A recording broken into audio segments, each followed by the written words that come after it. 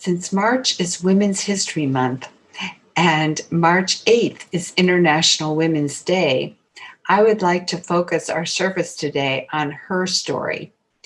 In 1978, the organizers of the first Women's History Week saw it as a way of rewriting wildly taught versions of American history that largely ignored the contributions of women. It's true. For those of us who are older, we remember those history books that made no mention of women, no mention of women's contributions, as well as ignoring the contributions of Blacks, Native Americans, Hispanics, and Asians too. History books were written for, by, and about white men. There was no such thing as Women's History Month. There was no such thing as International Women's Day. In fact, I had never even heard of those things until this year, when on March 8th, I got this email from our student that we sponsor in Nepal. She was shouting in all capital letters, "Happy International Women's Day, Mama." And I thought to myself, oh, that must be a holiday they have in Nepal. Well, I was surprised to find out it's actually all over the world. Since 1995, in fact, every US president has issued annual proclamations designating the month of March as Women's History Month. The proclamations call for all Americans to celebrate the past and ongoing contributions of women in the United States. So my Nepalese daughter went on to say, "Thank you for being an extraordinary woman who has empowered me and inspired lots of women, including me. We can't change the whole world, but we can change someone's world. You changed mine. I promise to take your legacy on by empowering more young women in days to come. I can't even imagine how much I am growing and glowing on each passing day, enriching myself with vision and quality thoughts. Thanks go to you, Mama. Happy Women's Day." I was humbled to receive such an email from my Nepalese daughter, because I certainly don't feel any different than other women. All women, I think, are amazing. But it did make me realize I have changed the life of one little girl who lives in a very patriarchal society halfway around the world, who, without our family's intervention, was destined to be sold into marriage at 14 or 15 years old to some old man, maybe a friend of her dad's, live a life of poverty, pregnancy, and lack of education. I am very grateful I got to help change her world. And I have to tell you, we have these girls in America too, ones that you can empower, ones who are desperately looking for a strong woman role model to look up to. So I encourage you to find a little girl somewhere to inspire and change her world. Schools are always looking for mentors for girls as well as boys, but you can find a little girl that needs a strong woman, a you woman, just like you, to show up and encourage her and empower her. Remember, we can't change the whole world, but we can change someone's world. As Mother Teresa said, if you cannot feed 100, feed one. Who were the women in your life who impacted you and changed your world? I want to share with you some of the women I celebrate this month. Some you undoubtedly have heard of, and others not so much. First of all, I celebrate my own mother, Donna Holmes. She was courageous to leave my alcoholic father. She had no money, no job, and no education. Yet she left him when she found out he was lying to her and cheating on her. She had 2 small children, I was 4 at the time, and my brother was 6. And her determination to not raise her children in that kind of environment sustained her. She got a job, she got a babysitter, and she went on. As Maya Angelou said, "You may shoot me with your words, you may cut me with your eyes, you may kill me with your hatefulness, but still, like air, I'll rise." And that's what my mother did. But still, like air, she rose.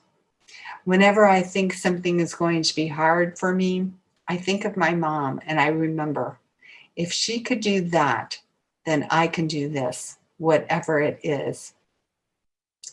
And still, like air, I'll rise. So today I want to celebrate my mother, and I want to celebrate your mothers and your grandmothers too. I am grateful they brought you into this world, and lucky for me, I got to meet you. American women's history has been full of pioneers, women who fought for their rights and ours, women who worked hard to be treated equally and made great strides in fields like science, politics, sports, literature, and art. It's hard to pick out just a few to highlight, but I will, so that we don't have to stay in church all day today up until midnight, or maybe all week as we went through all the women who have impacted us. For sure, I want to celebrate Elizabeth Cady Stanton today, Susan B. Anthony, and the thousands of other women who fought over 70 years for women's right to vote, which finally happened in 1920. These women fought and died for us. So when I hear a young woman say, "Nah, I'm not going to vote. My vote doesn't count. And besides, the lines are too long." Well, I give her a little history, her story lesson. And I tell them all the women who were thrown into jail and beaten and ostracized in an effort to help keep women down. The reality is these women were heroes. I salute them. If not for them, we would not be able to vote. Think about that. If only men would be allowed to vote, our world would be a lot more restricted. So I am grateful for all of the women who fought hard to give us the vote. Then there were more suffragettes who spent the next 45 years fighting for the right for Black women, brown women, Black men, and brown men to vote. Finally, the Civil Rights Act was signed into law in 1965, giving every American citizen the right to vote, regardless of gender or skin color. I also want to honor Clara Barton's feminist views from the 1800s. She was a nurse and a humanitarian in the American Civil War who started the Red Cross. She was known to have said, "I may sometimes be willing to teach for nothing, to attend to fallen soldiers for nothing, but if paid at all, I shall never do a man's work for less than a man's pay." To this I say, thank you, Clara Barton. I honor you. The next woman I celebrate this morning is Julia Morgan, the first woman to be admitted to the School of the Belles Arts in Paris in 1898. By the time Julia was 26 years old, she had already earned a degree in civil engineering from Berkeley in California, where she was the only woman in the university. She went on to get an architectural license in Paris, returned to her home in California, and designed more than 700 buildings. She's most famous for designing the Hearst Castle, a massive, gorgeous complex, including indoor and outdoor swimming pools for the publisher William Randall Hearst. If you never have visited, please put it on your bucket list. It's amazing. Then there was activist Alice Paul, who in 1923, less than 100 years ago, proposed the Equal Rights Amendment for the first time. This amendment, known as the ERA, was proposed but unratified amendment in the U.S. Constitution. It was designed mainly to invalidate many state and federal laws that discriminated against women. Its central underlying principle is sex should not determine the legal rights of men or women. This amendment was passed in both the House and the Senate in 1923, but it needed to be ratified by all 48 states before it could be signed into law. It was not. In fact, this is hard to believe, it is still not ratified. The 15 states that never ratified the Equal Rights Amendment are Alabama, Arizona, Arkansas, Florida, Georgia, Illinois, Louisiana, Mississippi, Missouri, Nevada, North Carolina, Oklahoma, South Carolina, Utah, and Virginia. Here's the good news. Biden has reintroduced it to Congress. Biden said during his campaign last year that he would proudly advocate for Congress to recognize that 3/4 of states have ratified the amendment and take action so our Constitution makes it clear that any government-related discrimination against women is unconstitutional. Hopefully this time it'll pass. Now let's go back to 1928, when Amelia Earhart, at age 35, was the first woman to cross the Atlantic solo in an airplane. Everyone said she couldn't do it because she was a woman, and they were wrong. What were you told that you couldn't do because you were a woman or a girl? I was told in 5th grade I couldn't choose drums as my instrument because I was a girl. I was told there was no reason to go to college because I was a girl. I was told boys don't like smart girls. When we got our class rankings at the end of 11th grade, I might have told you, I was number 1. My mother gasped in horror when I told her, and she said, "Don't tell anyone," which is hilarious because, of course, everyone would know and find out. Anyway, when I went to college, because I went despite my family's concerns, I took a Russian history course where the professor said on the first day of class that he had never given a girl an A in any of his classes. And it was not going to be any different in this particular semester either. And for the girls in this class, not to expect anything higher than a B+. Well, guess what? I got an A. I have to say, it was a wonderful feeling breaking that glass ceiling. I took him again the next semester for Russian literature. I got an A. And this time, so did one other girl in the class. Breaking the ceiling was fun. Thankfully, many women have had that experience, breaking through the restrictions that said, you can't do that because you're a girl. As a matter of fact, throughout history and herstory, women have unapologetically broken the rules to transform things in their lives.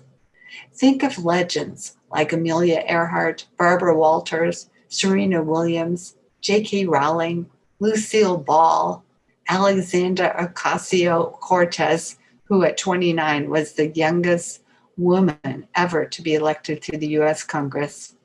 Think of Ellen, Beyonce, and Ruth Bader Ginsburg. They all have overcome obstacles, caused controversy, made some good trouble, as John Lewis used to say, shattered records, and killed the game with no remorse. They have been inspirational for sure, but more than that, they have led the way for the rest of us. They have opened the doors.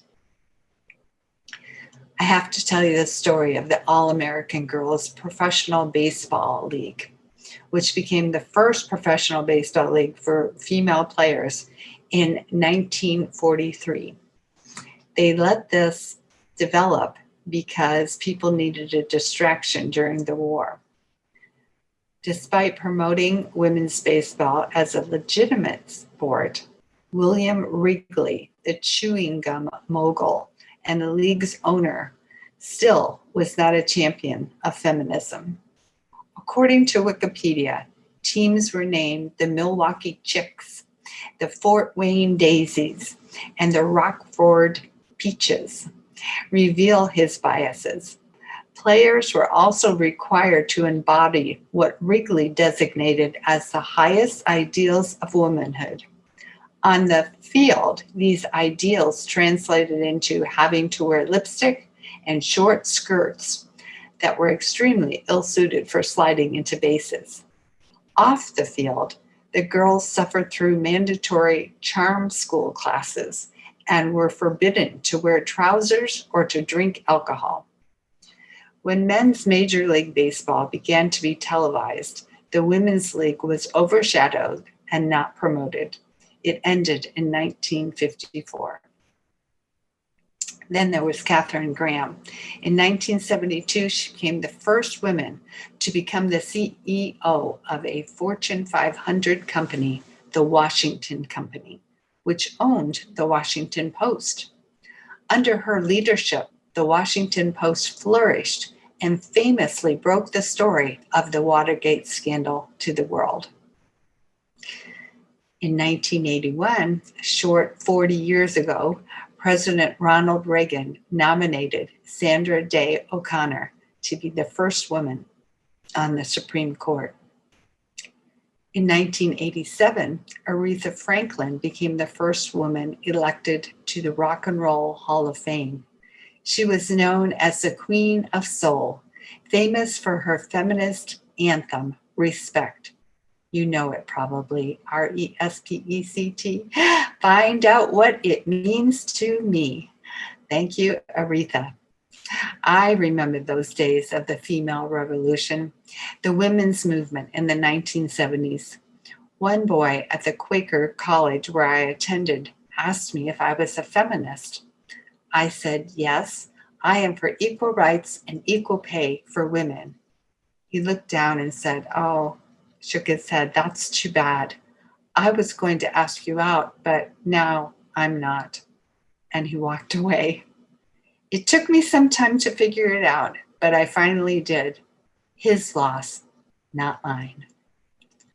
What about breaking glass ceilings in other places? In 1959 and 1960, the United States screened a group of female pilots for possible astronaut training. Later, they decided, though, they needed to restrict astronaut qualifications to men. But then, in 1978, 18 years later, NASA changed their policy and announced they had chosen 6 women out of over 3,000 applicants to train to become astronauts. Sally Ride was one of the 6 and ultimately was chosen to be the first American woman to be an astronaut and to fly into space.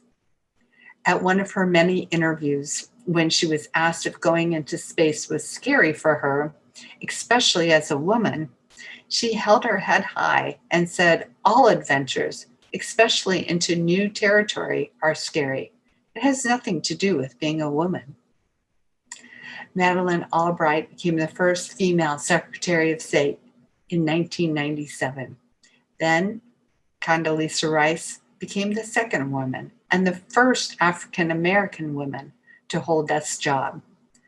5 years later, in January 2009, the former Senator and First Lady, Hillary Rodham Clinton, became the third female Secretary of State. As Bob Dylan was singing, the times they are a-changin'. Thank goodness. In 2010, just 11 years ago, Katherine Biehlo became the first female to win an Oscar for Best Director. Bigelow's film, The Hurt Locker, won 6 Oscars on March 7th, 2010, including the Academy Awards for Best Director and Best Picture. She triumphed over her former husband, James Cameron, whose science fiction epic Avatar was also nominated for both categories. And here's from a biblical perspective, Proverbs 31. Today, husbands, love your wives as Christ loved the church. Let her know today that she is the best thing that's ever happened to you. That is, let us value the women in our lives, past and present. I encourage you to write a thank you note to one of them. Doesn't have to be anyone you know. Like you could say, Dear Hillary, thank you for breaking the glass ceiling and being the Democratic candidate for president in 2016. Or, Dear Carol, thank you for bringing our family together every week to laugh together as we watched your brilliant show, The Carol Burnett Show. Those are sweet memories for me. Thank you. Write to your mom, write to your grandma, your great-grandma, write to your daughter. Say, Happy International Women's Day. You're the best. And finally, there are two more people we can't leave out in our women's tribute. The first is Amala Yusuf Zai. She was the 15-year-old Pakistani girl who was shot in the face because she fought for the right for girls to go to school. Her motto is, one book, one pen, one girl, and one teacher can change the world. And lastly, Unitarian Lucy Stone. Here's her story. Lucy's first public confrontation concerning women's rights came in her congregational church. At a meeting to decide if the congregation should expel one of its members for anti-slavery activities, she raised her hand to vote in objection and was told her vote would not count because she was a woman. So she showed them. She became the first woman in Massachusetts to graduate from college. It was at college where she first declared herself a Unitarian. Make the world better were the last audible words said by Lucy Stone. And I believe that's what we need to do. And I, for one, am grateful to have discovered these women who led the way. May they inspire you too to continue the work of making the world better. So simple, yet so profound. I want to end with a poem that is a tribute to Jenny Sire Thompson's grandmother, and actually a tribute to all of our grandmothers. It's called A Little Piece of You. There's a little piece of you in every part of me. If you look into my heart, your reflection you will see. In every word I say and in everything I do, I know that it began in the love that flowed from you. Every dream I have inside, everything I want to be, I know many years ago you placed those seeds in me. For you helped my life to grow, and now I want everyone to know.